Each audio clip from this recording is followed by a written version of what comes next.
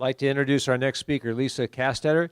And Lisa has been working with the Barnabas Group for quite some time, and she wants to tell you all about Teen Leadership Foundation, a ministry that she founded just shortly. If you're looking for something to do at Christmas, listen to Lisa. Morning. How many of you remember being 18 or have an 18-year-old in your house? So you know you weren't ready to go out on your own without parental support. But yet we expect a teenager in foster care who's been traumatized from abuse, neglect, abandonment, on average moved 12 times in 4 years, no parental support, and that moving around, his or her education was drastically upset. And we expect them to leave and emancipate out of foster care at 18.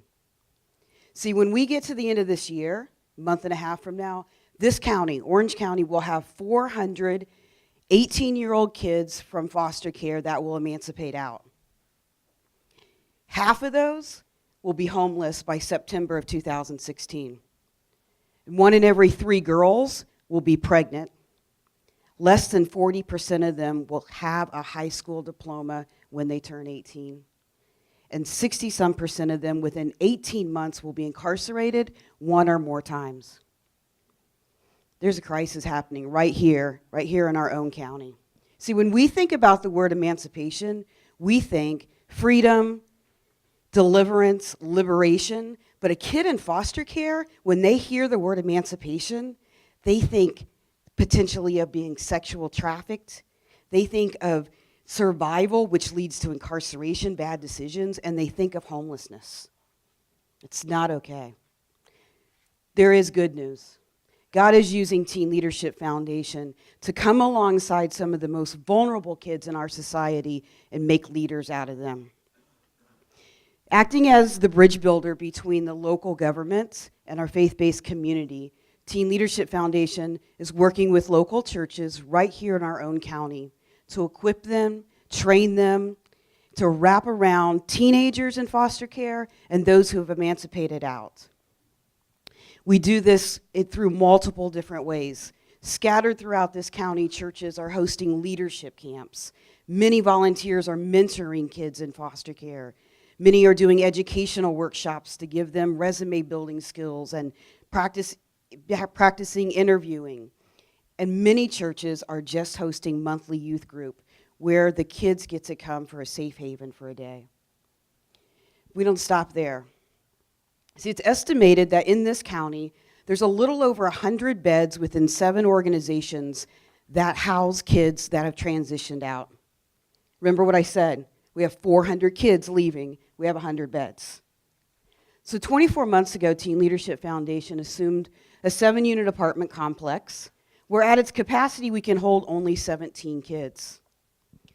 Remember, 1 in every 3 girls will be pregnant by 19. So we have single moms living with us.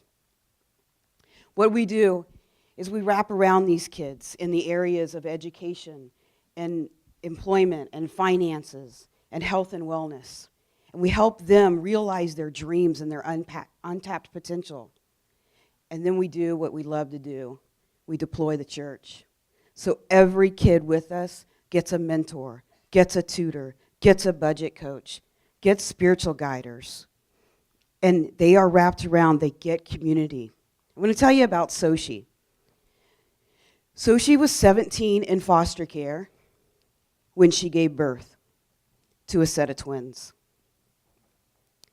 So she aged out, and the pressure of couch surfing, not knowing where she was going to live, led her to become a meth addict.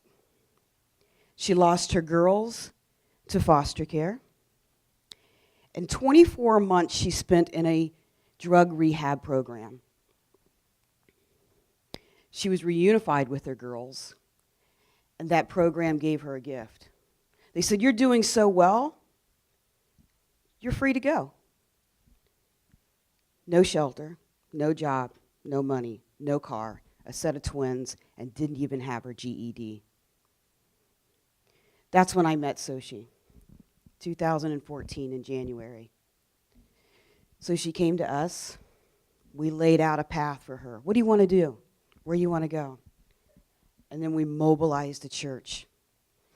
One of our church partners started a vocational training program so she could get on the job training.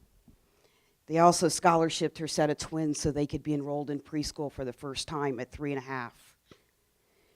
Minnie came in and tutored her to get her GED, to get her driver's license. A budget coach came to help her so that she could learn how to save, and with the money she was now getting. Mentors came that were single moms themselves and gave her parenting tips. Today, Sochi is fully sustaining, has a great job. Her twins are in pre-K. She saved enough money to get a job or get a car. And within 6 more months, she's going to be moving out, and she'll be able to live a moderate lifestyle with her twins. Had she not come to our transitional living place, the outcome of that would have been that her twins would have been back in foster care, and most likely, she wouldn't have been reunified with them. And there's stories like Sochi that are going on in this county. The problem is this: we're out of room. We quickly filled up. And the word is out. Kids in foster care are hearing about this transitional living place that's bringing love and community and relationships to them, and not just a typical program.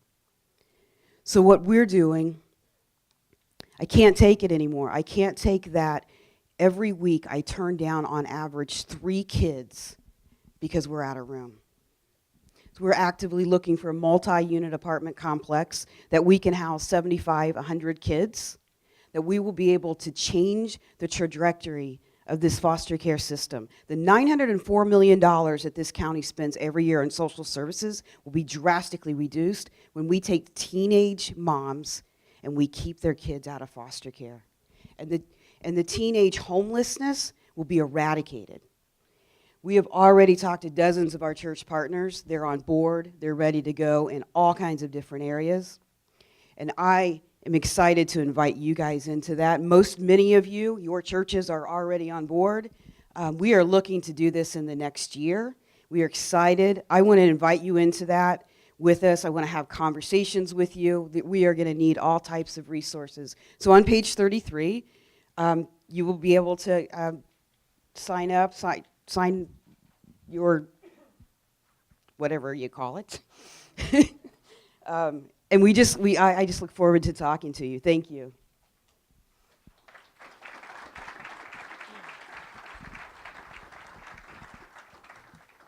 Page 33 is called the feedback form. Take a look at it. Let me just pray for Lisa. Father, it's amazing when I hear the statistics on what's going on with foster kids, and most of us don't realize what a deep problem that is. And yet Lisa's out there fighting the fight, trying to help these kids, trying to share your son with them. So Lord, they're local. They're only a couple miles away. How can we help out? I know there's people here that whose hearts are touched. I pray that there be connections that would be made, and that we'd be surprised at how you might work through this morning. So we lift that up to you in the name of your Son, Jesus Christ.